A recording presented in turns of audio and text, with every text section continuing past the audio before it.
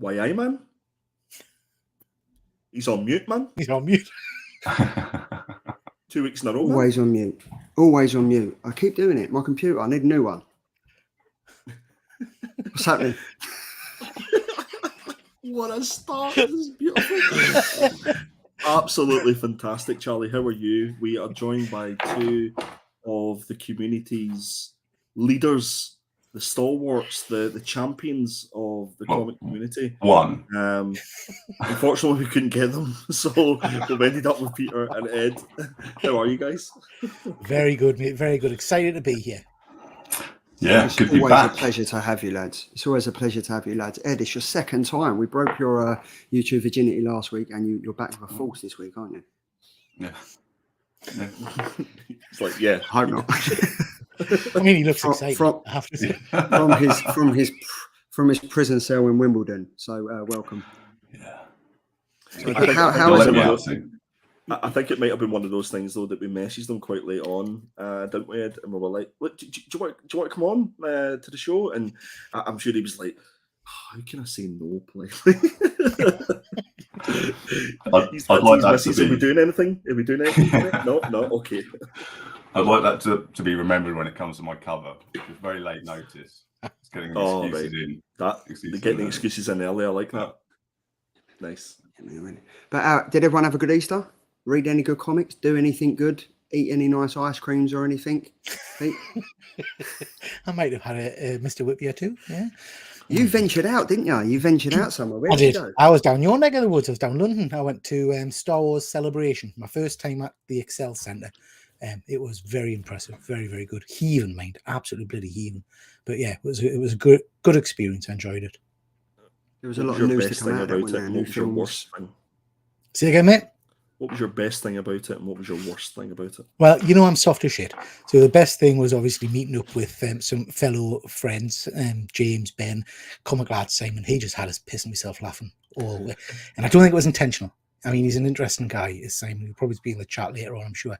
Simon told us he met all of the stars. And we said, well, how's that? He goes, well, they were on the stage behind us. He said, well, you didn't meet them, did you? He goes, oh, no, I met them. So that's not how it works, Simon. You wouldn't speak. Do you know what I mean? So yeah, so he probably saved about 15 grand by just meeting on the stage. Yeah. That's the thing. It was very expensive, yeah. But we got into the Ahsoka panel, so we saw the announcement about Thrawn and all that kind of stuff. So yeah, it was great, good fun. Off to Japan. You up for it? Up for a little bit of Japan in 2025? Expensive, mind, won't it? I reckon you $5,000 to get Japan. Yeah, just to get there. Yeah, just to get there. Yeah. Somewhere. I'm not sure yet. Not sure about Japan. Depends who else is going. I've been to Japan once and it was fantastic. Probably one of the best places in the world. I think that's the thing, Charlie. If I'm going all the way to Japan for celebration, I'll want to do the full shebang when I'm there. I want to do everything, So yeah, we'll see. I have to convince the wife. That'd be easy. Just buy her a Mr. Whippy and drunk. There we go. But yeah, we got a full-on good show tonight. The chat is absolutely buzzing. We've got Chris Bell was first in. Good evening, KCSC. We had Panels and a Half Pint. Sean, thank you very much for joining. Mr. Leon Russell, good evening, Killers. Everyone's favourite Fuzzy Tennis Ball, Mr. Fuzzy Dunlop, good evening. And Chris Bell has said, currently slamming the gin. I'm not sure if that's a euphemism, so I'll either get rowdy or fall asleep. That's definitely a euphemism. Batdan Dixon, good evening, sir. And Yuko demands treats every single week, and we aim to please, so we will give you all the treats you want every single Thursday, as you do. Check in and check out when you've had enough of us. We've got Hydra Collectibles. Hey guys, hope everyone is well. And then we also have Captain Comics. Ahoy there, mates and mermaids. Charlie's had a haircut, and we've got Dr. Von Hooch Comics from the Spiral Dimension. Good evening, sir. We've got a full show, full chat, everything's going on tonight, and we've also got prison cells galore, pretty well kitted out these days, I hear.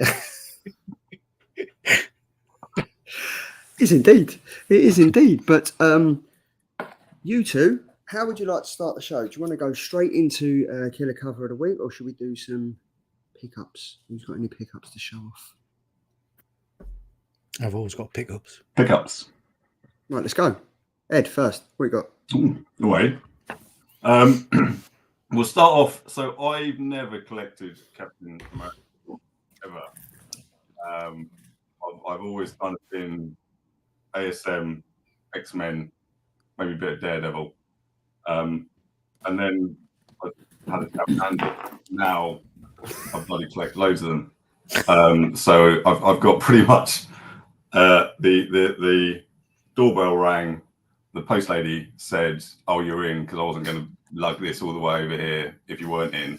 And went to her van and got out the best part of a short box of books. So I'm not going to go through all of them, but thank you very much, Andy. I love them. They're all now hidden away, not to ever be seen by another pair of eyes ever again. But all the way from kind of relatively kind of early-ish stuff through kind of Bronze Age and everything. Oh, that's a key. Nice. There That's you nice. go. Nice. Yeah. All the way up to a few cheeky little model ones as well. Yeah. So I love them. Thank you very much, Andy. You are more than welcome. I now You obviously wiped have to me out fill of in. my Captain America. That was me. Literally, he jokes that it was a short box. It actually was a short box, and it literally was everything I had in a short box. It wasn't a case of picking out the ones that were key or whatever. I was just like, here they are. There you go. Somebody's going to appreciate them better than I would, and we managed to do another trade. I think that was like the second trade that we've done, and I'll be sure that I got it my side in a few minutes. So yeah, love it. So I'm now collecting Captain America along with fucking loads of other. It's Andy's fault, I think, is what you meant to say, Peter. Yeah. Hashtag Andy's fault. Yeah. Couple of covers just this week. So Alex Ross, obviously, whenever they're coming out, quite like the Rhino. Bit weird that it's on a Wolverine book, but yeah. Is what it is. Most of them, I think, have been quite good actually in terms of making sense who they're on. But it's Scotty Young. Nice. I would love a bit of Scotty. Couple that I've got, I think actually when I look back on it, it's just because they were ones of the ones to read for this week, actually. So I got the Scar #1, which I quite liked. I think it's quite interesting. I wasn't sure how it would fit into the film or if it was going to be relevant, but it seems like it is, and it's going to kind of carry through. I got the Ric Flair one, which it's ridiculous, but I quite enjoyed it. I don't know if anyone else has actually read it. No, I've not read that one. It's basically Ric Flair as a kind of younger wrestler who then takes some super soldier serum, essentially, and then turns into this wrestling spy. It's ridiculous, but it's quite good fun. I got Junk Rabbit from Image. I quite like that. Yeah. Is that a the premise homage? of that sounded quite good. Have you read it? It's quite a hard read. Oh, really? Yeah. It's interesting. Is that another McFarlane Spider-Man homage, that cover? No, I think that's just the regular A cover. Just maybe Looks like a homage to looks a bit like it. Spider-Man, Venom. Maybe, I don't know.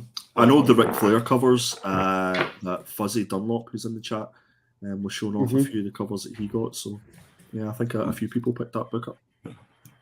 I got then some Spider-Man just because I keep on getting Spider-Man. So got the Ivan Tail. That's great. Ivan Tail, nice. Love it. Nice. From Sad Lemon, I think I got that. Got the sort of one that I should have picked last week, but actually I really like it. It's the Bichello. Yeah, I love it. Much more. I didn't pick that up. I need to go and buy that because every time I see it, it just looks stunning. Yeah. No, I don't think I should have picked it as the cover last week instead of something that I didn't even buy. So I don't know why I picked something I didn't buy over something I did buy. Makes no sense, but there we go. Oh, I love that one. The homage. I like this one a lot. Yeah. Nice. Really cool. That's the final one, isn't it? That's the final one that's coming. I think they've got an Iron Man. Yeah. I think they've got an Iron Man one. And that's about it, I think. And then my pension. So obviously the hot book of the week, Spider-Man #7, regular cover, and then the secret variant with Spider-Boy. Okay. Nice. It's dreadful. Have you read it? It's dreadful. Makes no sense. Oh, God. I did read it. Yeah. Have you heard the theory who is behind the mask and stuff like that? No. So because he has like multiple eyes like a spider does, they're suggesting that the actual spider that bit silk that's turned into a boy, So as opposed to a person getting bit by another spider. So, but that spider was eaten in Tangled Web, wasn't it? And became the 1000. I don't know if that's in continuity or not. There was a series called Tangled Web, which was individual one-shots of Spider-Man, which were great. And in one of those ones, the first one, I think, some bloke finds the spider and eats it and becomes the 1000. And he's basically thousands of spiders living in bodies. It's That's what I heard character. it from. It was actually, I knew I'd heard it from somewhere. It was actually Luke Hydra that said it. Oh, I don't know if you what can. he's talking about, man. Do you know what he's on about? I heard it from another American show as well, so I don't know if Luke came up with that himself or if he heard it. I just can't jump on Spider-Man comics, man. Dreadful. I just find it so hard. Other It's, than the old school ones, these are just the new ones. There's so many. Some of the spin-offs are pretty good. So Hallows Eve is very good, and I quite like the Red Goblin, but the actual main Spider-Man run is just trash, utter trash. It's just gone too crazy. Like it's just lost the point of it being Spider-Man, and I think the films are actually much more loyal to it. And although they probably are going to start going that way, but I don't mind having it the multiverse in the Spider-Man. But when it goes into the ASM as well, it's a bit too much for me. But, yeah, that's my lot. You've got some nice pickups. Nice pickups, yeah, 100%. Peter. So mine's toy based again, I'm afraid. So behind us, I've got the in-art Heath Ledger. Fucking toys, mate. Seriously. That's a stunning figure. The sculpt on that is amazing. Oh, it is. Yeah. It's a little bit pricey. I've got that. Haven't opened it yet. That's Miles Morales. You and me both, Peter. And you not opened yours yet either. No, mine's sitting down there. Yeah. So I haven't opened that yet. Where's that from, Pete? Is that a hot toy? Or? Yeah, it's a hot toy. It's the Into the Spider-Verse Miles Morales. So went to Star Wars Celebration, and I didn't buy anything for myself, which was surprising for me. But Andy, I haven't shipped these out to you yet, so I apologise. But I've got these ones for you, mate. So we've got the Boba Fett and the Ahsoka. So they were both limited, I think. They're awesome now. Bless you. I got this when I was there for somebody else, but they already had one. So that's a chopper. So I'll give that away to somebody. Someone can have that because I don't want it. You're going to send your chopper to someone in the post? I'll send them a picture of me chopper. Nice. Yeah, so that's that. Can I put my hand up for that one, please? If you want it, you can have it, mate. Yeah, if you want it, you can have it. I want a picture of your chopper. Oh, the chopper. I've already sent you loads. But yeah, I'll send another. I've picked up trade paperback of The Punisher. This is an absolutely incredible run. Loving this story. But yeah, I wanted it in trade paperback form, so I picked that one up. I was saying to Ed last week, I was saying that the Punisher one, I got really put off by the change of the logo. I don't know why, it was just stupid. It really put me off and I couldn't read it. But I've heard that I think you and Ben have been reading it and it's a really, really good story. Yeah, so it's interesting. So the logo change pissed me off no end. And I picked up the first issue just to see what balls up they'd made of it. But it makes perfect sense for the story. Right, okay. And it's in the story is just phenomenal. I don't know where the hell they're going from here, but because they can't come back from where they've got them now without big changes. So yeah, that's really interesting. And I picked up this. This is The Woods, volume number 3. I've got volumes 1 and 2 sat on my shelf and I haven't read them yet. So I'm hoping it's good, or else I bought volume 3 for now. But yeah, so I've got a lot of faith in Tinian. So hopefully that's a good read. Have you read it, Andy? Have you read any of those? I have read that, yeah. It's very good. So yeah, looking forward to reading that. And that's me whack. I love the way you just bypassed the in-art Joker. Exactly. Yeah. Like, come on, look at that. It is an absolutely stunning piece. So you've got that, and then you've got the third-party Joker. Oh, yeah. So that's the Batman 66 Cesar Romero Joker. And I've just pre-ordered the in-art Patterson Batman. I've got the Christian Bale to go with this. So is this the same one that your man was showcasing on his channel? One figure. Yeah, 1 6-figure focus. That's the one. Yeah, I watched his video on that, and it absolutely looks stunning. Got a magnetic base as well, which is quite nice. Not had one of those before. Pete, we said last week, like we would love to, like me specifically, I'd love to start getting into the 6-figure scales and stuff like that. Where the hell do you honestly put them all? So I've got a room tour video coming out soon, Charlie. But I bought 2 new cabinets. So I've got nice display cabinets that I use for mine. I thought you was going to say I've just bought 2 new houses. Yeah. Do you keep the boxes as well, though? Yeah, so they're all in the garage at the moment because it's obscene the amount of boxes I've got now. But yeah, but the retain. How many figures have you got? So that I haven't counted for a while, but last time I counted, which was about 5 months ago, I think I had 70 odd. So it's like Forbidden Planet. It's like walking into Leicester Square Forbidden Planet. Yeah. Okay. The beauty of those things, got the though, aspect Peter, so those completely retain their value. Like Yeah. I don't, I've never heard of a hot toy that's actually decreased in value. I don't know if anybody else in chat can tell me, but I think that's one thing that's going for. So yeah. Here we go. Yes, they are. They're very. It's a dangerous rabbit hole, but I know we've got Andy on it now. So Andy, you picked up. Is it 3 you've got now? So I've got Boba Fett, which is, you can't see, he's just up there. I got the Ahsoka Tano, which is up there. Did you get Miles? Sorry, mate. Did you get the animated Ahsoka, or did you get the TV show? Animated. You see, so I went. I've been lying to you. I went to Star Wars Celebration and I went to the Ahsoka panel, and I decided I loved Ahsoka, but I couldn't buy a hot toy there, so I bought one on my phone. So I've got the TV show Ahsoka coming. She should be with us. Looks stunning. It looks absolutely. It's actually, Ahsoka's one of those characters that I'd be tempted to get both. Yeah. If I'm honest, and I probably will after I see your review once you've unboxed yours. But I sent you a link, you and Ben, a link to the 40th anniversary Darth Vader. Yeah. And that's another one that looks absolutely beautiful. It's stunning. Yeah. Rabbit hole indeed. Too many. See, Pete, I sit there watching your videos like that. I'm like, yeah, my wife does the same. Who am I kidding? My wife doesn't watch my videos. But no, I'm very much looking forward to your room tour because I think it's going to be like, because obviously you do your unboxings and you do figurine poses and stuff like that, but it's going to be good to see them all in situ and stuff like that. So, yeah. Very much looking forward to that. So thank you very much. Right, boys, brace yourself. We've got about 40 minutes of Andy's pickups. So just strap in. And there we go. Take it away, sir. It's actually just 3 items that I've got to show today. 3 stacks or just 3 items? Yeah, I've been a good boy. So this was part of another trade that I done with Ed. And Ed very well knows, and I think the whole world at this stage knows, that I'm a huge Jock fan. And I managed to convince. I'm kicking and screaming. He was like, "Oh, is that Jock? All right, okay, cool." So this is Scalped issue number 1. If people haven't read Scalped, I think it's one of those ones that's pretty much went under the radar. It is primed for a movie or a TV show. It is one of the best runs that I've ever read, and I hate most things, as you well know. So I think it's about 49 issues. I would highly recommend you give this a go and give it a read. It is absolutely superb.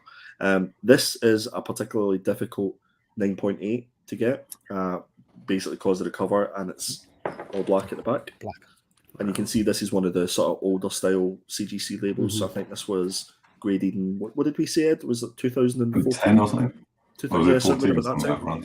Yeah. So thank you, Ed, for allowing me to add that to my PC.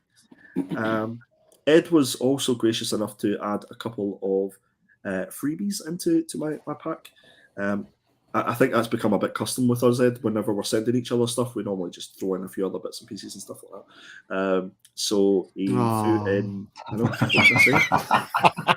Like used underwear, yeah. How did you know? I've got it backed and bolded as well. No, better than that. I've got Star Wars issue number 2, the reprint. So I was delighted to see that in my package. And also Star Wars issue number 1, the reprint. So you can tell it's a reprint by the diamond up at the top left hand side, and obviously the fact that it doesn't have the barcode either. That's me, guys. That is my pickups for this week. Don't believe it. Honestly, that's my pickups. Yeah. Okay. Wow, I'm shocked. Is that not good enough, guys? I don't have any hot toys or. Not yet. Not yet. Not yet. Yeah, not yet. All right, so I'll go mine. So I went to a place in space the other week, No, yesterday, and I picked up some goodies. First of all, I got this free calendar that they're giving out. Oh, that's nice. Basically, it's got all the important dates in there, and all the covers that came out, and then dates and whenever it I is. love and that stuff. Avengers Press cover. Yeah, they're cool. It is cool, honestly. Like, there's loads of them. I could have took like 3 or 4 of them, but I'm not even going to use that one, so there was no point in that. And then I picked up these things.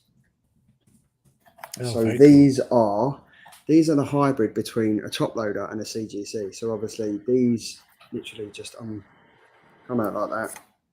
So they're magnetic and they slide in, and then they literally come with the hook on there, so they can hook straight on.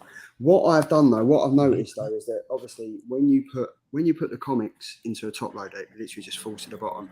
When you put them in this, because the comics are significantly smaller than the actual frame, they move around quite a bit. So what I've done is literally just got a command strip, stuck it to the back of the bag, and it holds it lovely in place. Okay. But they are seriously sturdy. They're proper sturdy. Like they are. So are those designed to have the comic in the bag and board?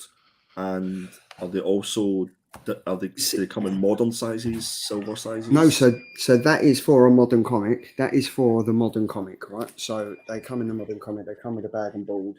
I tried them in there without the bag, without the board, and the comic just falls all over the place. Right. Okay. So it's really weird because you get a poster in it that's literally the frame size of it, so it fits perfectly. But there's no comics other than like even a magazine size comic is too big for that. So this is kind of like, I think because these are quite new, I think over time they're going to kind of shrink them down to fit comics specifically. But these, I mean, they are great for what they do. Like you can kind of, I was having a conversation with Ed, and I think if you was to just put one screw on there, you would be, even with command strips, you'd be able to open and close them quite easily. Yeah.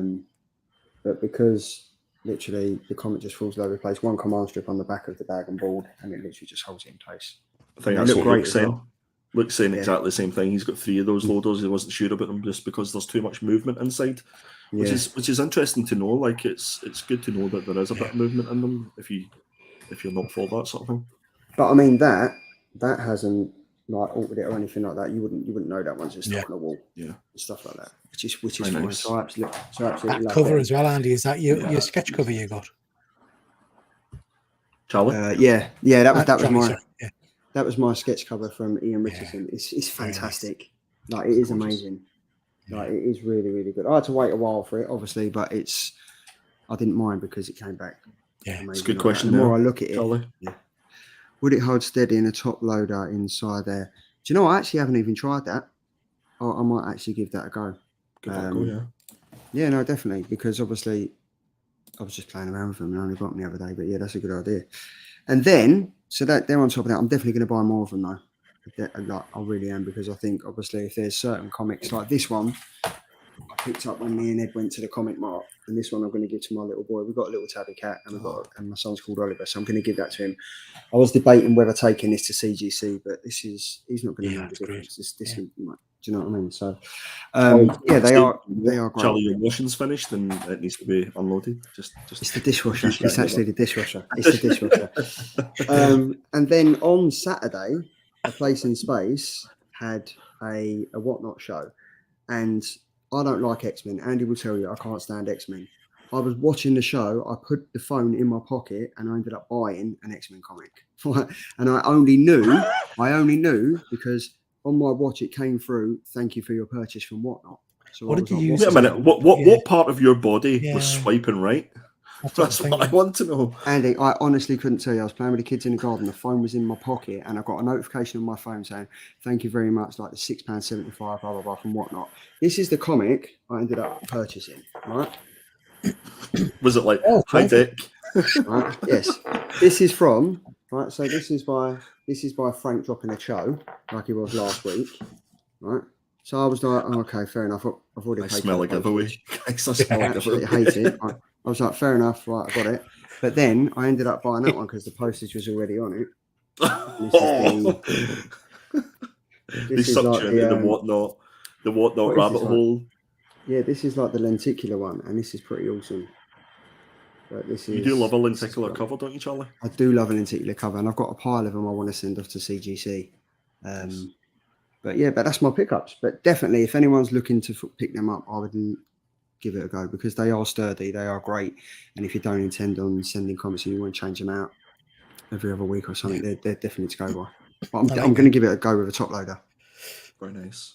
Very nice. So, yeah. Very cool. Yeah. Nice. Some good pickups. Right. Shall we get into The cover of the business. week? While we load cover of the week, I'm just going to go and turn off the washing.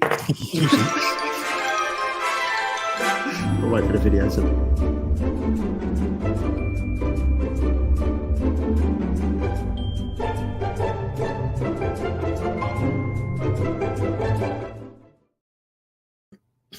You can definitely tell that we're live when the washing machine's going off. That's the thing. It's normally Tom's beeper for the fire brigade.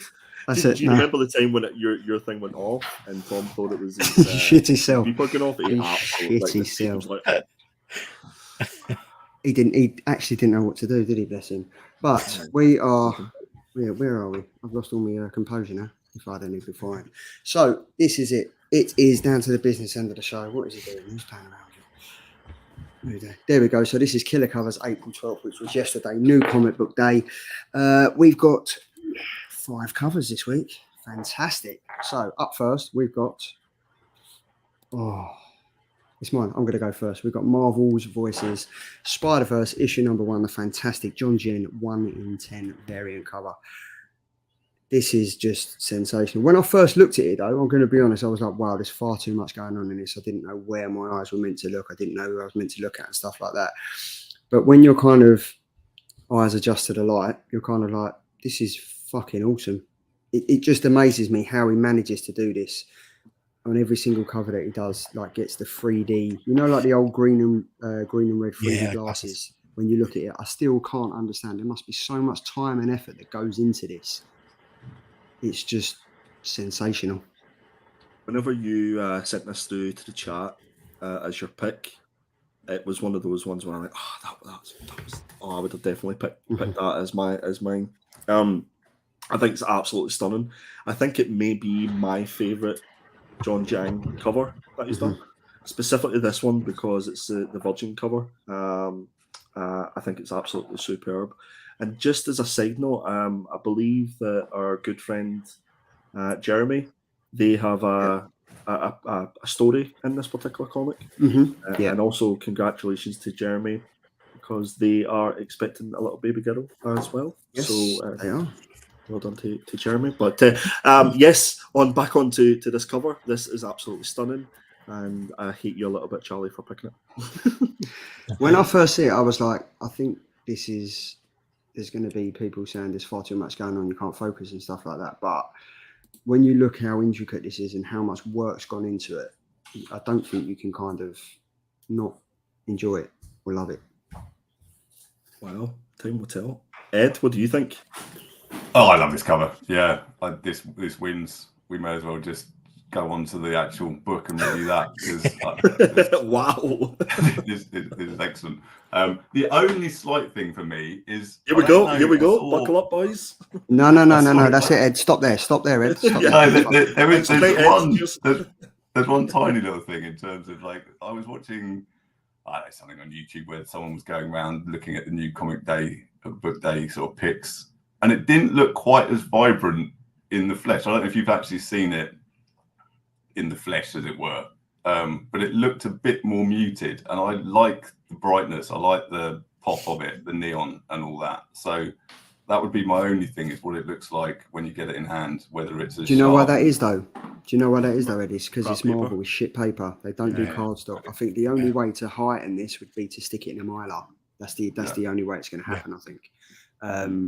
But yeah, I totally agree. I had a conversation with Armour Geekdon at a place in space the other day, and he was saying so many people aren't really picking up Marvel comics anymore because the paper's so shit.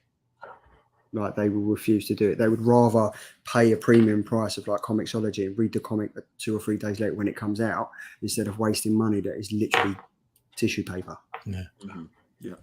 Here's the problem. I don't understand it because even on the independent books, the one that we kind of read today and everything, the cardstock's just so much better, and they're no more expensive. Yeah, and especially for art like this, it doesn't really do it justice because it's just shit. So, but yeah, thanks for that, Debbie Downer, mate. Nice one.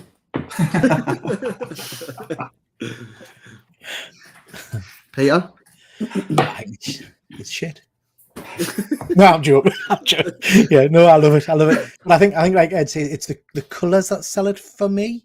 The detail's great, but the colours that sell it. So if it's not as vibrant, if it's not as kind of in your face, it'll be interesting to see it in your hand. That sounds wrong. It'll be interesting to see it in the shop, shall we say. But for me, as soon as I saw this, it screams Spider-Verse. Do you know what I mean? You know what it is as soon as you look at it. Spider-Punk prominent on the centre there. Yeah, it's a very cool cover. I like it a lot.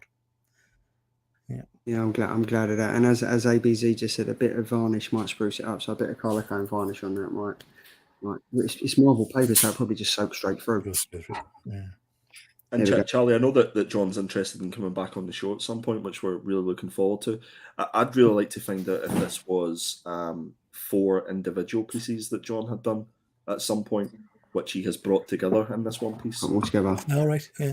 Yeah, I'm just wondering if that's maybe the case and he's brought it together for this comic. But yeah, hopefully we'll get John Jang on the show at some point when he's not as busy, because he's been knocking out the covers left, right, and centre over the last few weeks. So busy man. That'd be interesting to see. So yeah, up next we have my cover. I went for Guardians of the Galaxy issue #1, and this is the Doctor Doom Timeless variant by the magnificent Alex Ross. I love this cover. I love the character. I think the thing that sort of sells it to me is when you go to the eyes behind the mask. I think he's absolutely knocked it out of the park. I think that is the bit that sort of grabs me when I looked at this particular cover. I'm getting all these covers. I've been sucked into that rabbit hole. I got all the Heroes ones when they came out. But yeah, I think I maybe picked up at least a couple of copies of this cover because it just shouted out at me. It has been absolutely spectacular. And I think there'll be like a pretty healthy sell-on factor for this, because I think everybody loves Doctor Doom, and we're going to get Doctor Doom eventually in the MCU. So this is maybe one to stack. Did you look and see if it was on Slab Crusaders at all? It was on Slab Crusaders, and I actually didn't get. I didn't put an order through for it. I've been putting quite a few orders through on Slab Crusaders. I don't think this will be a particularly difficult one to get in a 9.8. And I think you'll be able to pick it up quite cheaply in the aftermarket, because I think so many people are going to slab these just for future selling. Peter? I mean, I'm a massive sucker for anything Alex Ross. This is a stunning cover. I love the white backgrounds on these, and it's lovely that he's got the the traditional doctor pose there of hold your testicles and cough. It's quite nice.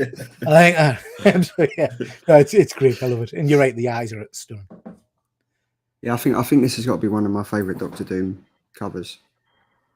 Like, I do really like the Alex Ross, and my worst one is the Elektra one. It really doesn't look like this one's done it justice. I think this one looks awesome. So. What Chris had just put up there, I done the exact same thing whenever I was first looking at it. I was like, wait, hold on, 3, 4, 5. Oh, there's his 5th thing there. Yeah, it's okay. And then Dr. Von Doom has said, Dr. Von, I just said Dr. Von Doom, Dr. Von Doom. Dr. Von Doom, sidekick. I've got the Ross Black Cat coming from Slab Crusaders this week, hopefully. So yeah, massive shout out to Slab Crusaders. This is nice cover, Andy. Great cover. Thank you. Up next, we've got Tom, Teenage Mutant Ninja Turtles, Usagi Yojimbo, When, Where, When, issue #1, cover H, online exclusive variant, Edison Neo.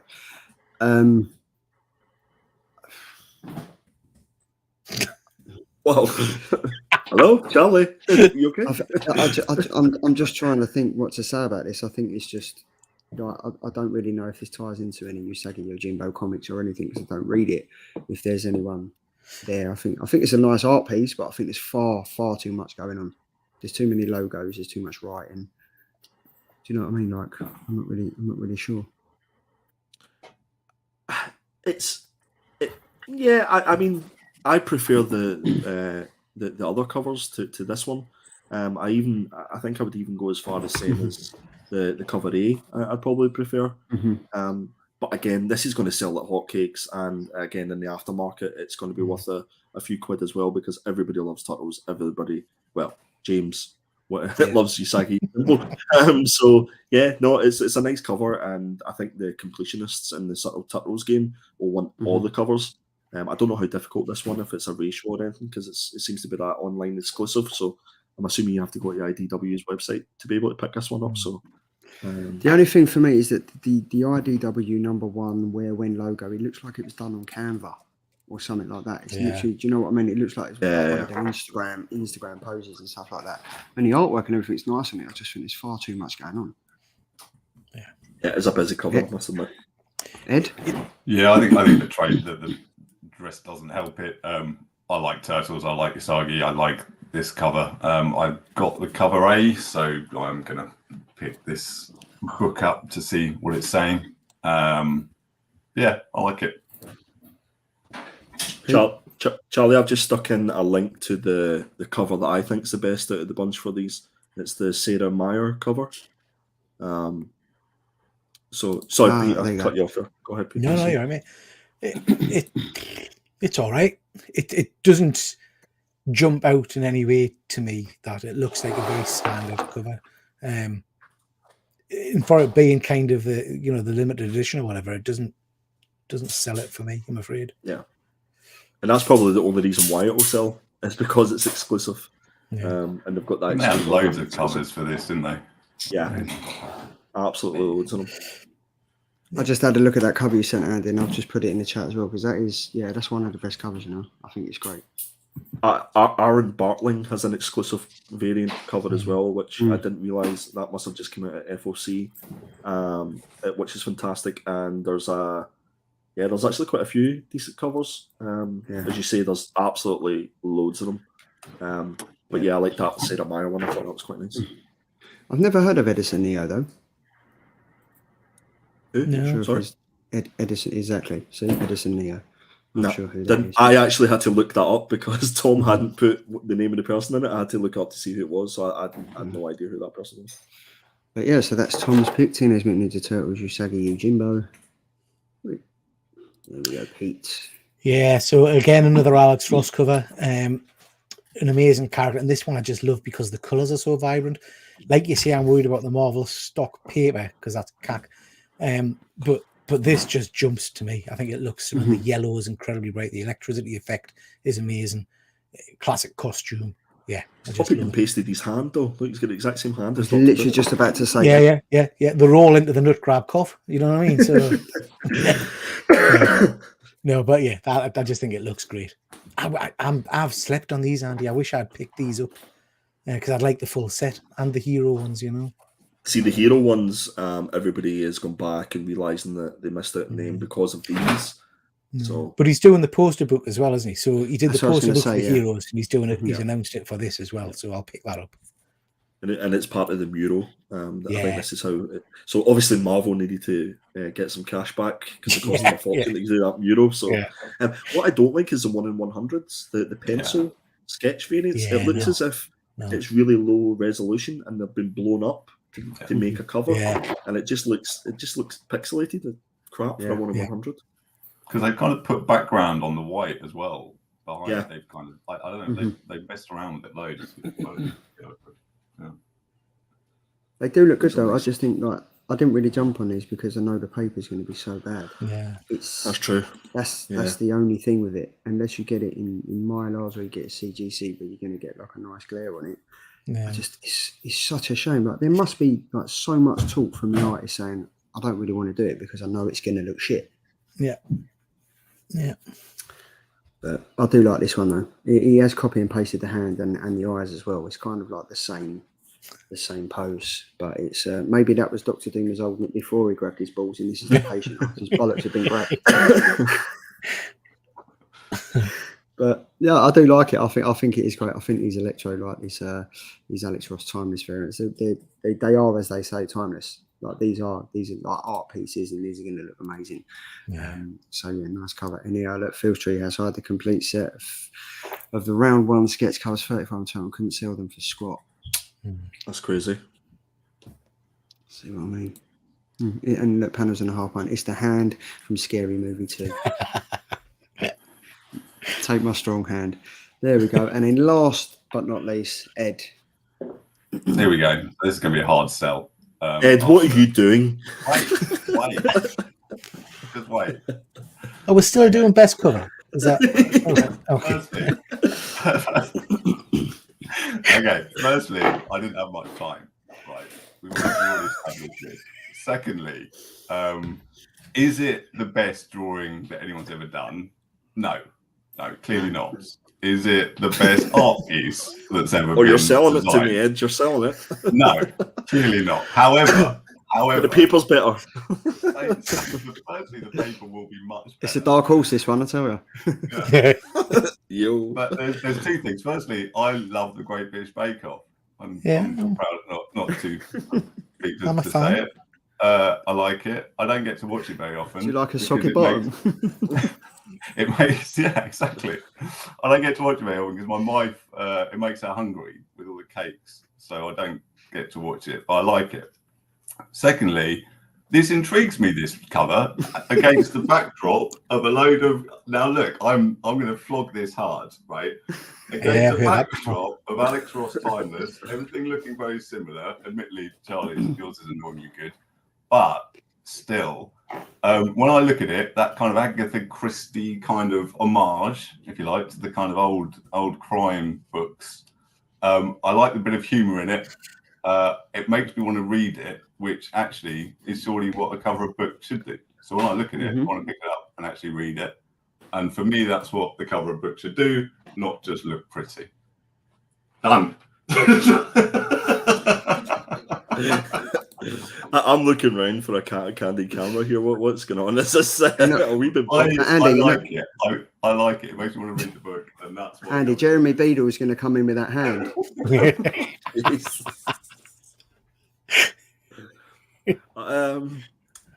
Charlie, you first, mate. You first. I've now renamed this comic The Great British Jump Off.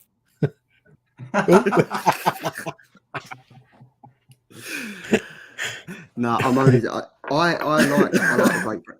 like the Great British Bake Off, and to be fair, I didn't even know that this was out. But now that I've kind of looked into it when they'd sent it through to me, I do want to read it. I do want to find out. You're so diplomatic, Charlie. It makes me sick. What tastiness this is about. So yeah, but I like the fact that it's got like a Harley Quinn-esque type of character standing on. That definitely cannot be Mary Berry, because if it is, they literally have no idea how to do character development for her or Paul Hollywood. But yeah, I'm looking forward to. You know, I'll give it a read. I do get what you're saying, like a 1960s Inspector Poirot novel type of esque thing. I'm trying to help you here, Ed. I don't think I can do much more, mate. Guys, I'm sure John is a wonderful person. I'm sure John Allison is great person to go out for a pint with. But this, no. I'm sorry. The more you look at it, the better it gets, though, doesn't it? Not sure. I mean, is there a foil variant? It's not getting the Hollywood handshake, is it? Let's be truthful. I mean, it's no. I mean, there's a Ed, baking paper version of it. That's a good idea, actually. That would be great. I'd buy that. Yeah. Like Ed, I know you only get 5 minutes, recreational time from prison to go on the internet. So that's why he's gone for it. There's a bloody nice in the cake, isn't it? I bet there's a file baked into that cake. It's a shank in the cake. Peter. No. If I get one person vote for it, I'll be delighted. So I tell you what, see if this wins, I'll riot. I'll absolutely riot. Right, so what I'm going to have to do is what I'm going to have to do is, because you can only place 4 votes on the YouTube thing, so I'm going to go myself, Andy, Tom, Pete, and Ed. So you two are combined. So don't look me with that. If by any stroke of magic this manages to get a vote, this is going to be hilarious. So this is going to win. I know it. I know it. The vote is now live. If anyone wants a Great British Bump Off, if anyone wants electrical, look, it's got 100% of the vote already. Charlie, we're going to have to put this up on the end credit screen, and it's going to be there for the next 40 we're definitely weeks. being Ed, have you got Ashton Kutcher in that room with you? He's gonna fucking jump out and go, "Don't tweet, you're on MTV, fucking what is it, whatever." It's a great cover. It's a great Guys, cover. my bots won't even vote for that. So yeah, Great British Bump Off. So as I said, the vote is now live. Please stay with us. It is going to get better from here. But yeah, so that's the votes. We've got Ed's Great British Bump Off. We've got the Miles Morales Electro Bollocks Timeless variant cover. We've got the Teenage Mutant Ninja Turtles Usagi Where You Gone Jimbo, and we've got Guardians of the Galaxy Doctor Doom, and you got Winner Chicken Dinner. So can somebody Photoshop the cake cover, the little cake bit, onto Doctor Doom's hand? And that's the variant cover for this week. There we go. There we go. And it's on baking foil. It's the baking foil 1 in 10 variant colour. There we go. So that's the business end of the show. Now we are here to review the Killer Comics pick of last week, and that is The Nasty, issue number 1 from Vault Comics. This is the week 14 review. So this was written by John Lees, art by George Kambadais and Adam Cahoon. Vault Comics, this was available last week. There was 4 covers for it. We've got the main cover, which is do you know what I've done? I haven't updated any of the covers, so I don't know who any of these covers are by. But there's 4 of them. There's these 4, and then there's another 4 as well. So yeah, I had one job, and apparently they're all by Frank Quietly, the Frank Quietly variant, Gigi Cavangagno, and a Pepe the Rat. So, but there's 8 fantastic covers out. I think it really does it well. Andy, this was your pick that kind of got the vote. So, do you want to take it away, sir? Absolutely. So I think the main cover was by Adam Cahoon. We had variant cover by Jason Sean Alexander, Robert Wilson IV, Ian Laurie, Man House, Max Serene, and Sally Cantorino were all the people that done all the cover art. So this is a book by John Lees, who I know I'm a big fan of. I know Peter is a big fan of as well. And as soon as I seen that this had come out, it was because I wanted to read it because it was by John Lees. He's done some fantastic stuff before. We've featured them in our Thought Bubble profiles as well, so you know what his backstory is in the books that he's done before. So the synopsis read, "Calling all scary movie fans," got my attention already. Scotland, 1994. The place to be, FYI, I just want to say. 18-year-old Thumper Connell, name, still has an imaginary friend, the mass killer from his favourite slasher film. Thumper is obsessed with horror and always has been. He fills his time with scary VHS rentals and hanging out with his fellow fans. The Murder Club, but everything changes when his local video shop acquires one of the notorious films known as Video Nasties. Films so scary they are the target of the British Moral Decency League's crusade to ban and burn. But it's only a movie, right? It's all just imaginary, isn't it? A story about the perception of evil, the power of genre, the love of fandom, and the need to create art. And crap your pants terror. Now, for me, there wasn't a whole lot of horror in this. This first issue for me was very much setting up the characters, introducing you to Thumper, who's not a rabbit, introducing you to the Murder Club, so the other individuals in it, and giving you a little bit of a backstory and feel to Thumper, what he sort of went through living in Scotland, 1994. You know, it also sort of looked at. It was sort of largely based in that video shop. And I don't know about you guys, but I was kind of looking in the video shop, looking at all the posters and stuff like that. Yeah. And I think I said it on a tweet to John, like, I want a Death Cabbage T-shirt. That was one of the movies that was up there. I thought that was absolutely superb. From an art perspective, I thought there was quite a simplicity about the art. It was unexpected when I opened up the book, because I kind of based my assumptions on what the art would look like based on the cover art. And I think it's largely a lot different from what you get on the cover. But I think it kind of suited the storytelling. It's quite quite a basic art style. The color work was fine. There was nothing really for me to shout out about the colors. It didn't give me a horror feel, if that makes sense. It gave me a kind of a retro feel, which I think is kind of hopefully what they were going for. And it felt like this story was kind of like the Goonies for like horror fans. It felt like these guys are going to become that team like the Goonies were in the movie.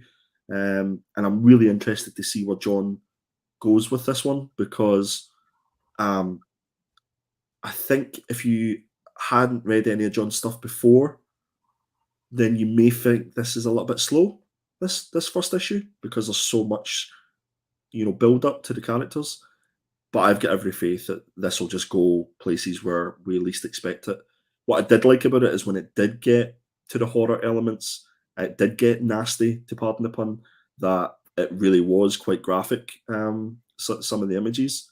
And it really didn't kind of, get into second, third, fourth gear until maybe the final few panels, whenever we're seeing the imaginary friend that Thumper has. Because I think that is just a fantastic character. And could go places. I'm kind of hoping that we see more of that character in this, and maybe some more imaginary friends, maybe from the other people in the murder club. That's how I would like to see the story going. But for me, I enjoyed it. I'll definitely be reading issue number 2.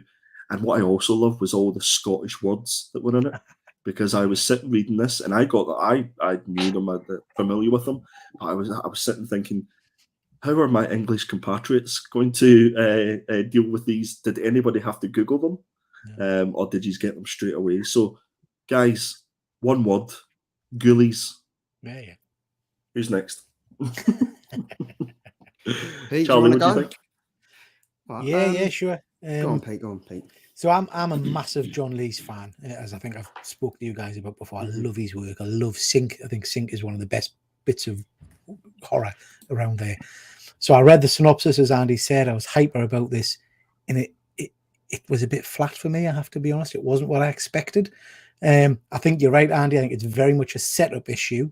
And because I know John's work and because I love John's work, I'll definitely pick up the next issue. But I have to say this didn't light my fire. And I don't know if it's because I didn't particularly enjoy the art style. I'm used to John working with Alex Cormack, who does incredible, gritty artwork, really kind of viscous. This was almost cartoony kiddie. I mean, you can see the images you've got up there. There's not the panels haven't got a lot of detail to them. I don't know. It didn't gel necessarily. That said, interesting premise. I like the idea of the imaginary friend. I like the idea of the video nasty. There was one scene which I really did like, which was the page where he's just got his imaginary friend, Red Ennis, I think it's called, and you kind of see him going through different stages of his life with Red Ennis in the background and on the bike next to him and stuff like that, which I thought was quite fun. John is a massive horror kind of fan, so I'm expecting this to take a massive turn in the next few issues and get quite graphic. I just hope the art style kind of meets John's madness when it comes to written word. So I guess for me, it was okay, but it didn't blow us away, sadly. Well, do you know what? I think it's true what Sean said. It looks a little too clean with his artwork. I think if we look at the likes of Hotel, that's very gritty, and I think where he's worked with Alex Cormack's work is fantastic. Like Pete, when he was on your show, what he can churn out in like 5 minutes is unreal. And I think we expect that when we see John Lees, we kind of expect him to be with Alex Cormack and have it, like, especially with the title The Nasty, you think the artwork's going to be gritty, it's going to be dark, it's going to be disturbing, especially with this based on like a horror genre type of comic. I think for me, this was very much like a boombox style artwork comic. Yeah. Like if you looked at the front of that, you think, oh, right. And then when you turn it in, you think, oh, you'd give it to your kid thinking, yeah, you can read this, because the premise of the actual comic and the front of it doesn't really tie into the inside of it, unfortunately. I love John Lee's work. And I think I agree with you on this, that he's drawing people in, and this is going to take a twist. It's going to take a turn, because I think the way that the comic ended, you're kind of on towards that anyway. But I kind of like the little homage bits. I mean, this first panel here is kind of very much like Poltergeist, where the little girl Carrie Ann is sitting in front of the TV and she's kind of watching it and she's like, Carrie Ann, Yeah. she's getting sucked into it. And then like when he's obviously very detached from his real life, like his mum comes home and she's got no interaction with him at all. She's like, go and play outside. Just go and play outside. Like she's not interested in what he's got to say about the movie and what his interests are. So it's quite very touching that he's outside playing and then he kind of meets Red Ennis and he's kind of found someone that he can kind of get on with. And then he's got his nerdy clan. They're the murder club where they go to the comic shop and they watch the comic films and everything like that. And they get really into it. On the premise of this, like slowly progressing and stuff like that, Andy, I think you're spot on. It is about character development. I think it's definitely about building a story of like the Stranger Things, Goonies type of esque of everything. I'm looking forward to reading it though. I mean, because as it goes on and on, I mean, even though this they talk about like what the actual movie can do, it kind of ties in. If you think of like The Ring, the film The Ring, where she comes out, where you watch the film and then you've got to pass it on so it happens to someone else instead of yourself. There's going to be essences of that throughout, I think, because obviously this poor fucker on the left hand side has got the Walt Drill 675. Has just picked it. He's watched the film, plugged it in, bosh, done. But I like the parts where you go back to it, because I think we're all at that age now where we used to watch VHS, where we used to put it in, and we'd have to like pull it out because the video machine was churning the hell out of the VHS and stuff like that. So I kind of like the way that this is going. I kind of like the little niches and everything of like tying back to old comics and stuff of old and everything like that. So I'm looking forward to that. I just think it was a bit of a slow starter, but I think knowing John Lee's work, I think this is definitely going to take a turn for the worst. And I'm excited to find out about that. Ed? Yeah, I agree with that. What do people call them? Remember berries or something? Is that what people call the things that just make you think of something in the past? That there was a bit of that, sort of a few of them in here, in terms of I'm going into video shops and you sort of on the cover of the dodgy, crappy video would be, you know, banned in 84 countries and the most graphic thing you'll ever see. And it kind of reminded me a bit of that, which I quite liked. And I actually quite like the artwork. It's a bit kind of naive, if you like, but it also, when you then see someone drill in their head to that artwork, it kind of stands out a little bit as well. You're a bit like, oh Jesus, okay, wow, that's come out from nowhere. In terms of kind of the story, I was interested. I didn't read the synopsis kind of before it, so I was interested to see, okay, when it started, is he going to be a real thing that is okay? It's obviously he's imaginary straight away, pretty much. But then is he going to kind of convince the kid to do these nasty things, or is, you know, and sort of you didn't really kind of see that until right at the very end to say, okay, he's just kind of lurking and in the background, as it were, which is kind of great. And then he kind of comes more to the foreground right at the end, and I think that would be the interesting thing to say, okay, what's the hook in this? Is it the film? Is it the Red Ennis? Is it, you know, and where that's going to go? And I want to see more people drilling their heads in. I have a theory, guys. Buckle in. Okay. So, and John, if you're watching, I think that Thumper is the imaginary friend. Red Ennis is the real person.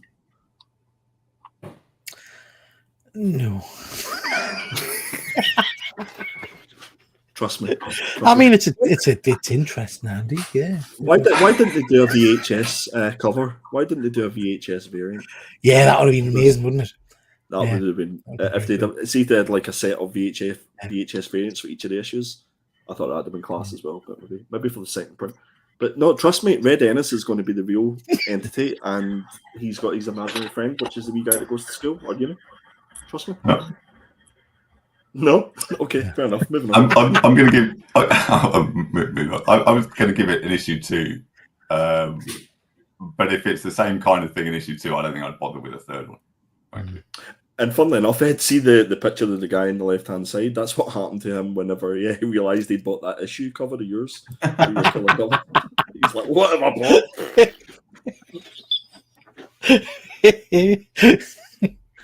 Here, other question, guys. Do you think your thoughts on the story and the overall, it wasn't as horrific as we anticipated, would have been different if Alex Cormack was doing the 100%. artwork? Yeah, I think so. 100%. Yeah. Yeah, I think it would have been. I think it would have been more graphically driven instead of it being. It's really weird what I'm trying to say, but instead of it being such a colourful comic, it would have been more dark and disturbing, and it would have fit the narrative a lot more. Like for that image on the left-hand side where he's drilled into his skull, if you can picture Alex Cormack doing that, you get a total different outlook on this comic. You get a total different panel from that. And I think I personally would have liked to seen it like that. There must be a thought process behind why it's so colourful and stuff like that. And is it going to get more disturbing and stuff? But me personally, I would have liked to see someone like Alex Cormack drawing this comic with John Lee's. Yeah, I think for me, I know you guys have as well. I haven't read a lot of John Lee's work. This art style is very different to his usual stuff. Hotel, when Emily is gone, Sink. It's just very jarring, I guess. So Crimson Cage was Crimson Cage was spectacular, So I'm like you, Ed. I'll give this another. It's John Lee, so I'll read it all, I'm sure. But I'll read it because I feel I've got to read it. If something exciting doesn't happen in the next issue, like a major twist, like finding out he's really the imaginary friend, I'm not sure. Yeah. But I've got a lot of faith in John Lee. He's a massive horror fan, so there'll be little Easter eggs all the way through this for you to go back and read, and look at. So I'm sure he's going to pull it out of the bag. No, there's no disrespect. Like, don't disrespect to the artist at all. Everything. No, the art is great. The art's fantastic. Yeah. I just don't think it fits with what the comic's portraying. But I mean, John Lee's and Adam and George and stuff, they know what they're doing. They know a lot more about what they're trying to portray here than we do. And it's got us talking. Let's be honest about it. It's got us talking. So do you know what I mean? So yeah, interesting. And what John also is good at doing is the use of the old Scottish words. So there's quite a few of them buried in this book. And I thought for a little bit of fun, I would just bring out a few just to see how you guys got on with them. So buckle up. And if anybody in the chat wants to participate, you're more than welcome. You win absolutely nothing. So there was a word in this book, dinghied. Did you guys know what that meant? Give us it in context. What was it? So it's like, I feel as if I've been dinghied. I thought it just meant punched. Yeah. Nope. So dinghied is a word that means you've been ignored. I'm just going to dinghy that person. I'm just going to ignore them. So there we go. I've picked a few other words that I particularly like in the Scottish vocab, which weren't in this book, or at least not in this issue. Bahookie. Do you know what a bahookie is? That's BAHOOKIE. Is that a punch as you walk past? A bahookie. Close, but no. It's what they say in Street Fighter if you're Scottish. Bahookie. Bahookie. Hit it by hooky. Ed, any ideas what bahookie means? no idea. No, is it nonsense? No. That's a pile of bahookie. Absolutely. No, bahookie means buttocks or your backside. Oh, bahookie. Bahootie. Your bahookie. No, your bahookie. Right, next one. This is going really well, guys. This is like words with the Scotsman. Curry. So that's COORIE. Curry. Takeaway. Curry takeaway. Nope. Yeah. Masala, right? Nope. It's still wait. So I'll give you some context. I'm going to curry in tonight. Oh, Take away in. Yeah, it's. I'm gonna stay in. I'm gonna stay in on my own tonight. Nope. Ed? I've got no idea. How is this a language? I guess the point, Charlie. It's not really, is it? This means says the Englishman. That's rich. Come on. Says the Geordie. How are you, man? Yeah, how are you, man? People use Curry means to snuggle or cuddle. So if you're going to curry in for the night, you're going to snuggle up. You're going to get up close to the fire and curry in. Jesus, you guys are useless. So hold on. So if you was getting a curry in, but you was going to get a curry in, are you currying? what you doing? With a curry? With a curry. So if you're going to get a curry in while currying, that's just confusing. Anyway, moving on. Last one, guys. You'll be glad to hear. A piece. I want a piece. Ah, toilet. Nope. You're gonna go piece. Ed, I want a piece. I'm going to have a piece. Like all one word. I'm going to have a piece. I don't know. This is great. We have to snip this and send it to John. This is the most confused I've been in a long time. Is this happening? Go on, Peter. What be Well, you? my head's gone straight to, because I'm fat. It's gone straight to Kentucky Fried Chicken for some reason. Is it? I want a bit of chicken. It is a food. It's food related. A All piece is a piece is a sandwich. I'm going to have a piece and cheese. I'm going to have a cheese. God's sake! Why would you change the was word sandwich to piece? That makes no sense. Listen, don't shout at me. Andy, I see one in there. Boke. Bulk means to be sick. You're gonna Bulk. listen, Charlie. You give me the bulk means you make me sick. Not like in real life. That was Yeah. Any other words? No. No. What does this one mean on the screen? One thing that did jump out. Do they school or high school in Scotland? Say again, sorry. Do they call school high school in Scotland? So high school is secondary school. Right. Because it's suddenly I jumped out of it thinking, why are they suddenly talking about American high schools and stuff? So you go your primary school and then you go to high school. Yeah, okay. And GCSEs is like your hires from high school. There we go. Is that Balkan Northern Irish thing too? One of my favourite ones. Yeah. I did try and read this in your accent, Andy, but it didn't really work properly. Yeah, listen, I'll do a voiceover for you. I'll send it to you. That'd be great. That was funny. I'm looking Love forward to next week when we do some English words. Yeah. Yeah, let me know how that goes because I can't fucking speak English either. So that'd be interesting. Oh, we can do some Cockney rhyming slang. That'll be good. Cockney slang, yes, there we go. It will. That'd be funny. Yeah, I'm up for that.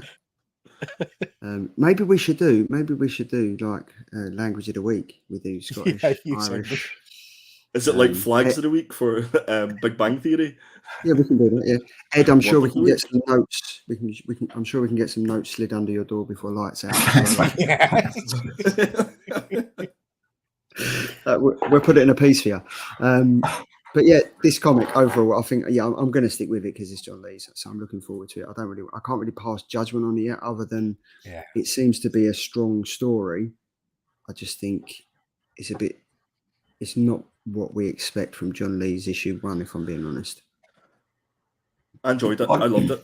I think I loved it more just because of picking out the Scottish words and things like that. I thought it was great. I thought the artwork was an interesting choice for the artwork, but I think as an entire concept, once the story develops, I think we'll get used to it. I think it's because we're so used to seeing Alex's work and enjoying those stories so much. But yeah, I'm all in for this one for issue 2 and onwards. Well, do you know what I was also thinking? Do you think that there's some truth within this? Like some of these have happened to John. Like he had an imaginary friend growing up, and he had like a gang where they kind of used to go to the video shop and like comic shop and stuff like that. Do you think there's some kind of, because that's what I kind of got when I kind of read it. I was like, oh, maybe this is actually coming from John himself. I think he's definitely grasping from his Glasgow roots. Like when you read Sync, like a lot of the stuff in Sync, you know, is very familiar to someone who is from Glasgow, like myself. So I've absolutely no doubt he's drawn from that experience, and also just from even just like folklore and things that go about, you know, and stuff like that. I definitely think he's drawn from something.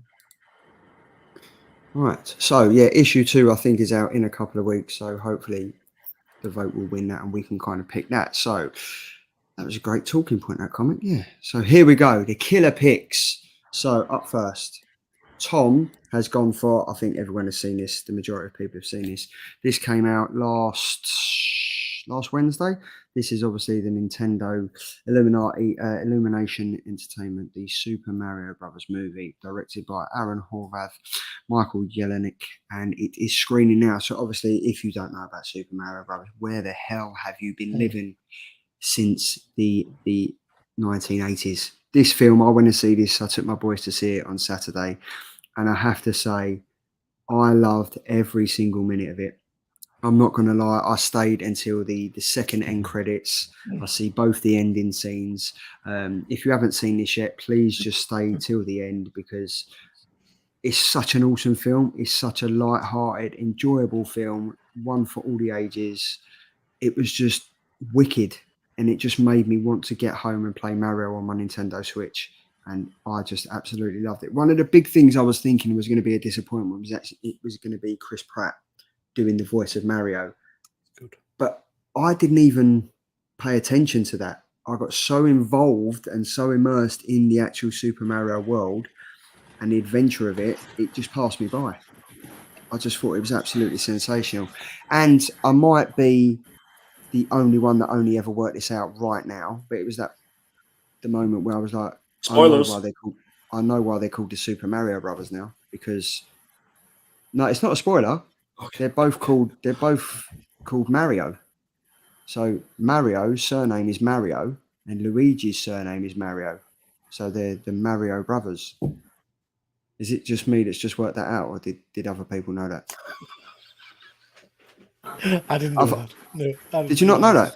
So, but when you watch the film, you find out that the dad's called Mario. Yeah. The mum's And I called thought my Mario. Scottish word segment was crap. But yeah, I just worked it out, and I thought that was fantastic. After all these years, I've realised why they're called the Super Mario Brothers, because Right. I love the Level. picture.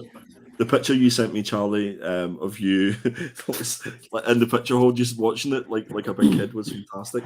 I think the thing about this movie is it's hit that niche where it's nostalgia for people in our world where they want you to remember playing the games originally, and it's also enough. I'm guessing I've not seen the movie, but I guess you can obviously take your kids of a certain age to go and enjoy it, and they would love it just for what it is. Yeah. So Nintendo's got like, where does this stop for Nintendo? Like, this surely is only the start for it. They're going to take every Nintendo license that they have and to the it's moon made an and back. obscene amount of money already, hasn't it? Yeah. It's massive. Yeah. I'm with Charlie. I went with James Keegan to see this on Sunday, and I thoroughly enjoyed every minute of this. It was amazing. And the music, the soundtrack is phenomenal. Jack Black is Jack Black. He's amazing. His class. Yeah. I just loved it. And I'm not a massive Super Mario Nintendo player. I was more Sonic and whatnot. But yeah, I was fully invested in this. Loved it. Ed, have you seen this? I've not seen it. No, I mean I've heard nothing but love for it from everyone that I've heard talk about it, which is rare nowadays for a film. So still, would I go to the cinema to watch it? Probably not, but I'll definitely watch it when it comes out on whatever. Ed, get somebody to put a fire stick in a cake and just like put it on in prison, and you'll be able to see it. I nearly got away with making it sound like I could go to the cinema there. Brilliant. From a comic perspective, though, it's an interesting question. Like, what books that Nintendo have the license for should you be picking up if you want to speculate? And I'm thinking Street Fighter books. I'm thinking Mega Man books. You know, they're primed for movies for this because you know Nintendo are going to milk this for all it's worth. I mean, people were talking about this is going to be the Nintendo world. Like, you know, you get the Marvel Cinematic Universe. This is the Nintendo Cinematic Universe being created now. So, but you know what? You know what's really smart? Because obviously, like PlayStation 5, they brought out the PlayStation have brought out their console. Xbox have brought out their next gen console. Nintendo Switch haven't brought out a new Switch since 2020 when the OLED come out, and they've been very tight-lipped. They're like, no, we're not going to bring out new next-gen computers and stuff like that. They've now gone into the cinematic movie market, and they're literally going to do this killing. And as you said, this is Street Fighter. There's potentially more Mario Brothers movies. Do you know what I mean? This opens up a whole world where they don't even have to worry about bringing out new consoles because they've tapped into this now. You've got the Marvel Universe, DC Universe, the Nintendo Universe, which is grasping every single age going because there's kids alike that's going to do this. There's adults that are going to still get into this. There's the gaming. There's the comic book lovers. This has literally got all four corners of everything going into one thing. And I think it's very smart.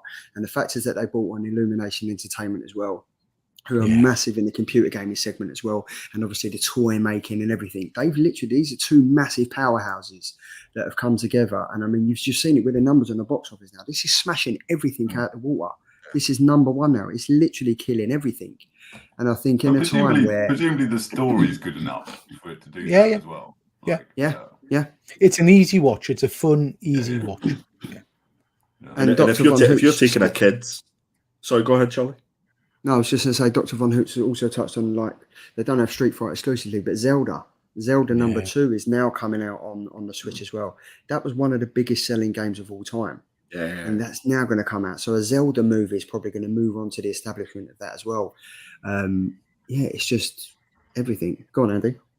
No, I was just going to say, like, if you were taking your kids or you were taking a younger person to it and they hadn't played Mario or they hadn't put their hands on a Switch, so that's what they're going to want. They're going to want to go and play Mario, and that's probably why they brought out another Nintendo Switch with the Zelda game, and it just it's making me kind of excited for the possibilities that are out there from a comic perspective to see, like, okay, what should you be going buying for when these movies come out? Because I think, unless you picked up Blip, issue number 1, or Peter, have you got Blip issue number 1? I didn't get that one. No. Like, it's one of those ones that kind of pass by saying, I'll get it. Yeah, exactly. It's a terrible cover. I'll get it eventually.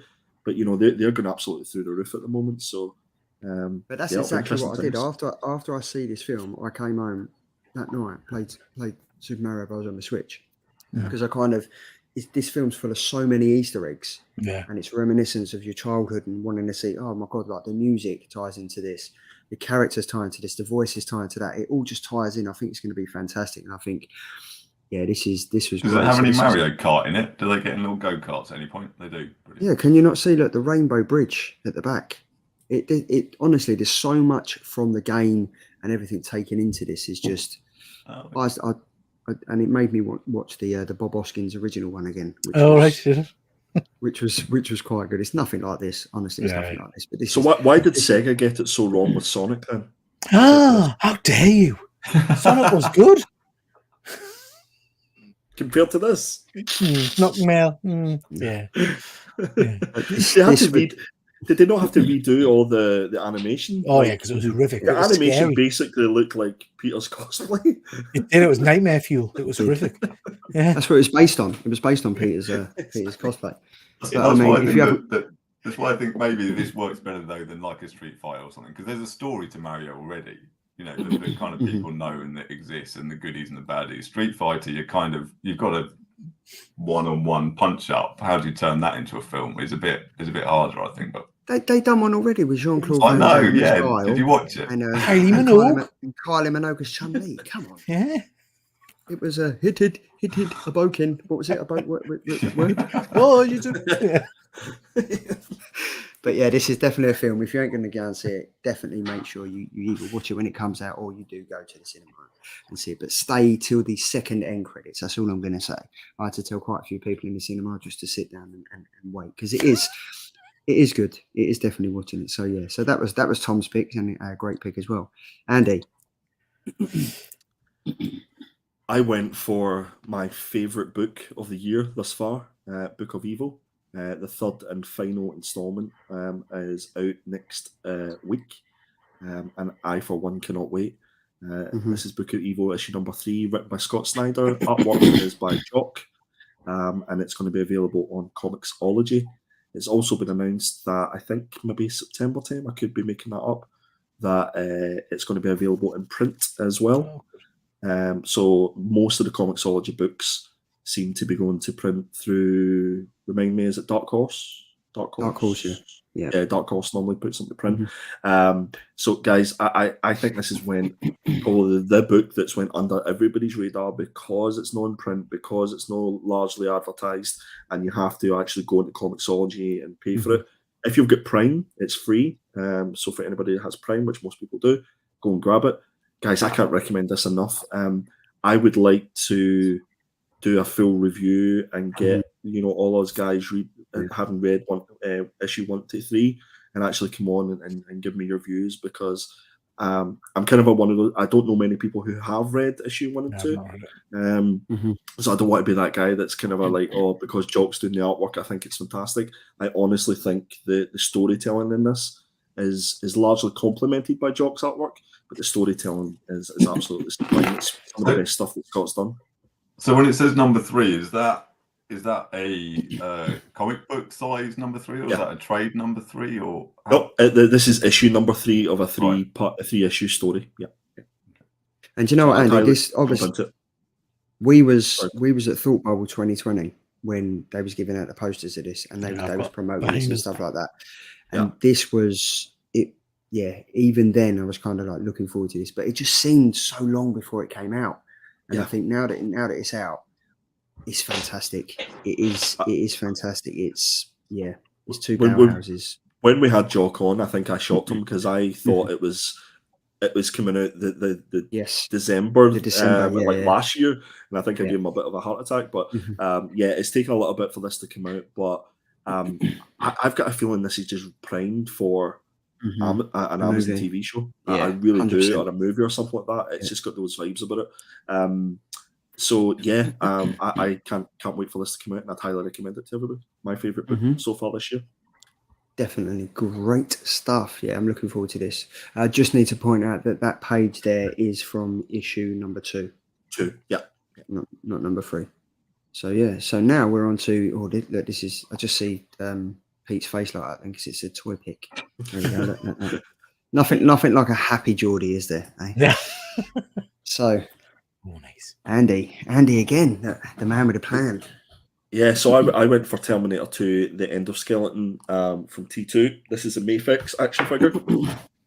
Again, I normally go to Comics and Cocktails to check out the price. So they've got this pre-order for $129.99, and it's not available until August next year. So this is from Medicom Toys or Mayfix. It's the Endoskeleton T2 version. Joins the Mayfix line from its appearance in Terminator 2 Judgment Day. The endoskeleton features premium detail and articulation and includes several accessories for a wide variety of display options. I kind of picked out the 2 best photos that I could from this, but I loved it. I loved Terminator 2. I thought it was a great movie. It's hitting that nostalgia.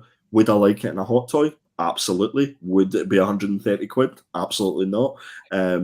But yeah, I thought this was fantastic. And Mayfix, I think I've maybe got 1 or 2 Mayfix figures in my collection. Pete, I'll go to you as the toy guru. Your thoughts? Yeah, I mean, it's stunning. Mayfix, I haven't got any, but from memory, they're not 1/6 scale, are they? They're bigger than smaller. A 6-inch. Yeah. But the kind of the premium, Mayfix are the premium kind of company for making the high-end, smaller scale figures, and they do some stunning ones. You can get this in a 1/6 scale hot toy, but like you say, it's very, very expensive. They're all out of sale now. I've got a DX13, which is the Arnold Schwarzenegger battle damaged Terminator, I love which that. is very, very nice. Yeah, it's a great figure. But I haven't got an endoskeleton, so I do fancy getting an endoskeleton. I'm not sure where I would put it, but yeah, it's a great pick. And that would be the 75th hot toy in your collection. Yeah. I mean, this does look awesome. When I was a kid growing up, I had the Arnold Schwarzenegger. It was a figure, but half of his face was missing, and you could see the endoskeleton. Do you know what I'm talking about? Yeah. But then looking back at that now, I wish I still had it because it was very well done. It was awesome, and you're looking at about probably 12, 13 inches tall. It was a good solid figure. This, I would love to have this, and it looks great. I just don't know if at £129 you're going to get it to look.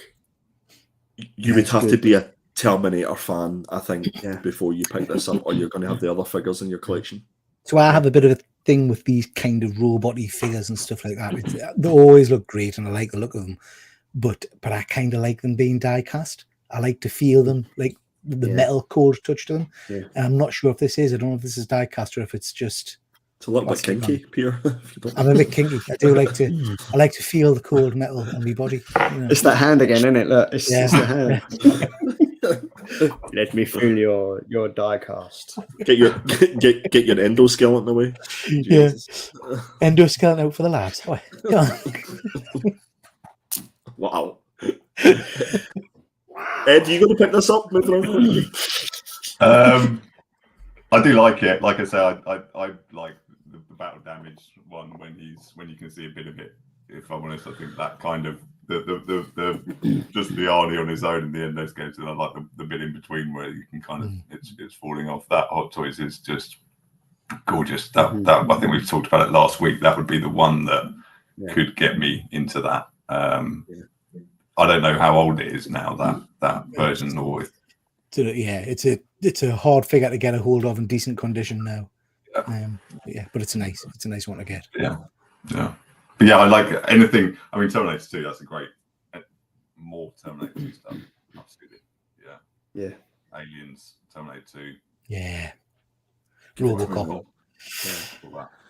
Charlie, you were talking there about your Arnold Schwarzenegger figure, the big one.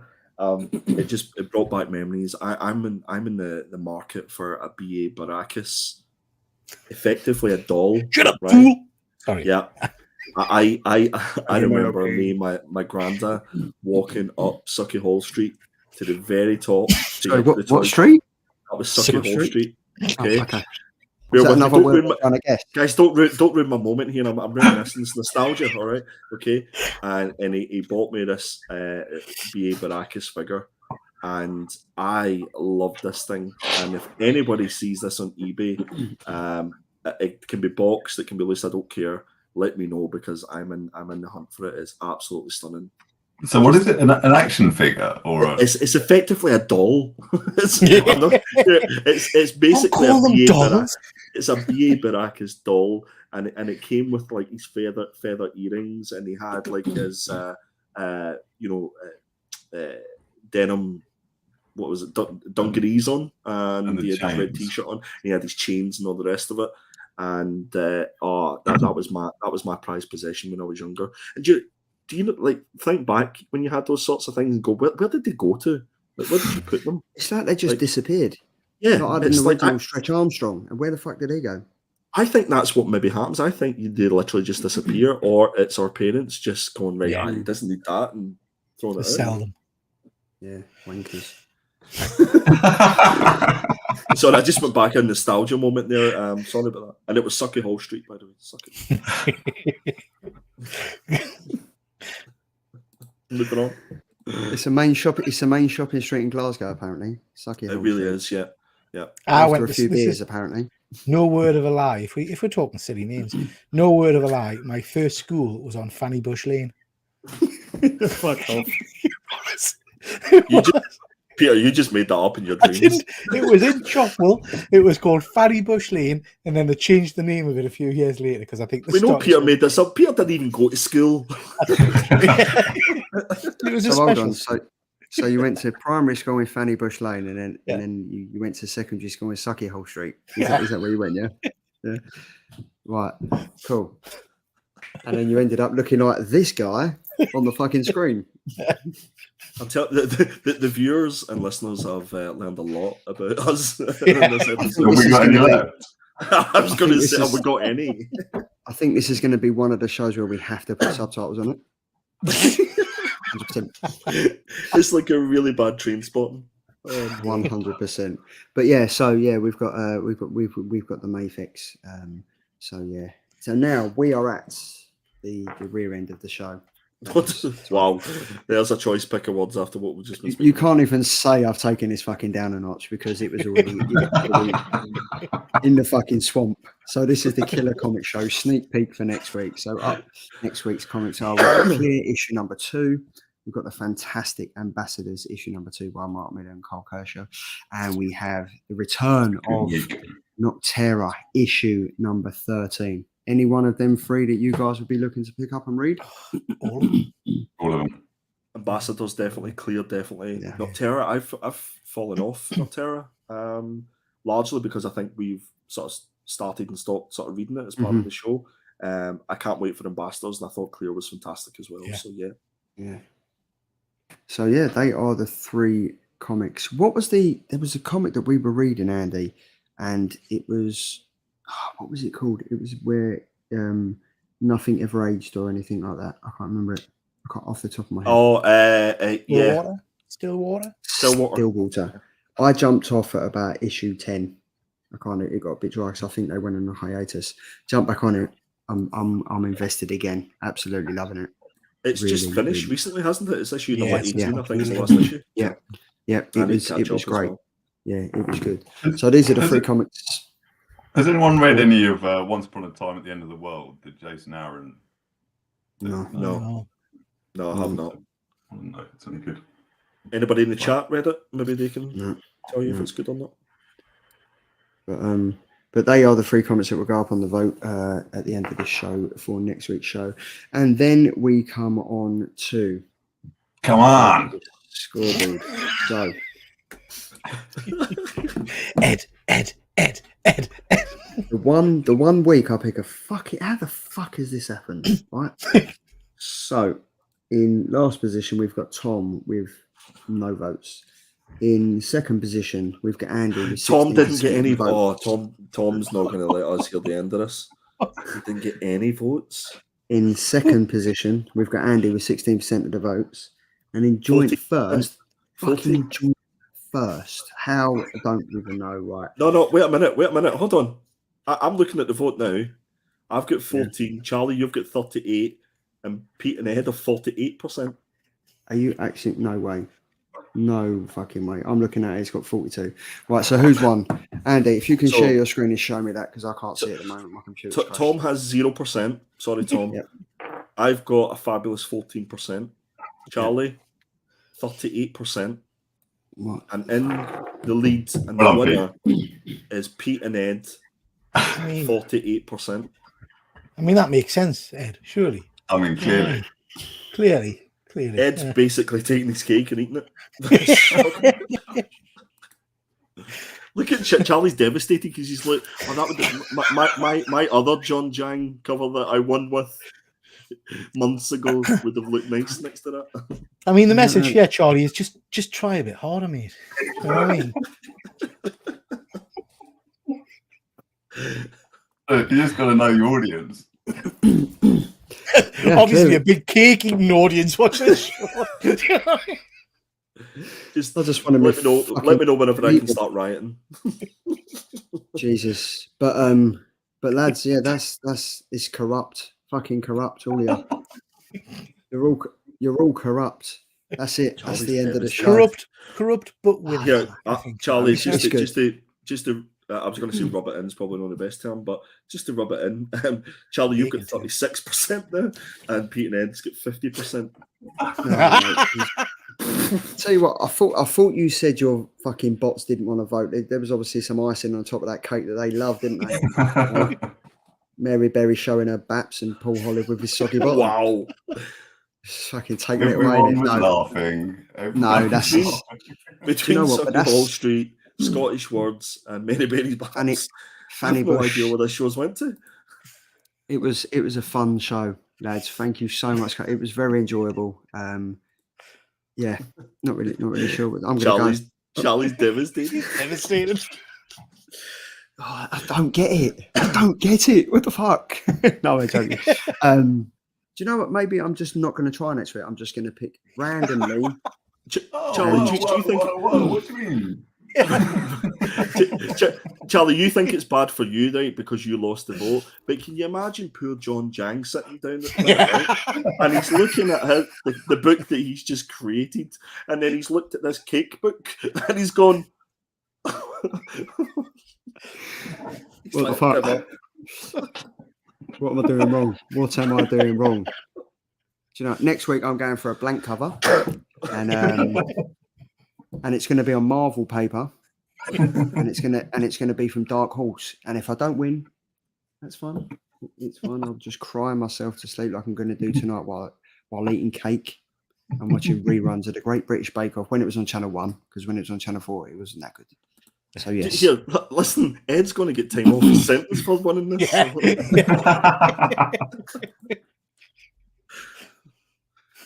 But no, guys, thank you so much for joining. Pete, Ed, absolute pleasure.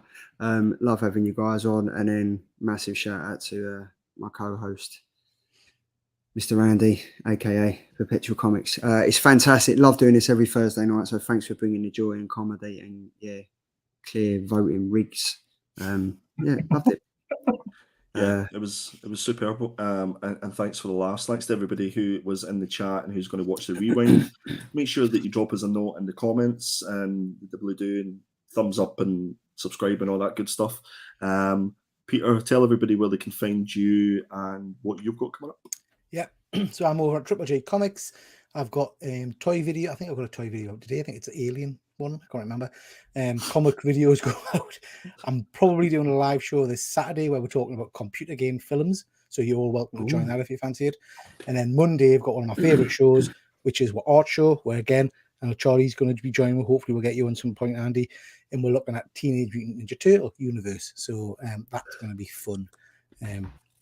Lots going on. How many videos have you got out this week? 672 at last. No, just a 72, I think. Yeah. Oh, sorry, didn't include the shorts. 1,072. Yeah. I reckon at this year's Thought Bubble, people are going to be coming up to Peter and asking for his autograph. Yeah. James T. Keegan had that at Star Wars Celebration. Someone came up to him and said, "Oh, you're James." He went, "Yeah." He goes, "I've seen you on Triple J's channel." I'll tell you, if somebody comes up to you, Peter, with a Slazenger t-shirt and gets you to sign them, I will lose my shit. Yeah, that'd be great. I'll send it off to CGC. I want that graded. Yeah. Ed, where can everybody find you on the Instagrams? Edric_comics. I got it right this time. It's your channel, mate. I don't know. I don't really. Mainly, I just want to thank everyone for caring, for voting. I'd like to thank my mum and dad. I'd like to thank Officer Johnston. I've just getting the name. I've just figured it out. Ed Convict, isn't it? Is that That's exactly. What's Charlie doing? All I can see is the squares moving. I couldn't get back in. That's what she I said. often have that trouble. Thank you guys for joining. And I think if anybody wants to find Ed, they can find him every Thursday on the Killer Comic Show. That's what I'm hearing. And he's looking for a new pen pal as well. So. Brilliant. Right, sign us off, Charlie, quickly. All right, bye. It's been a great show. See you all next week. Ciao for now. Goodbye, everybody. Bye.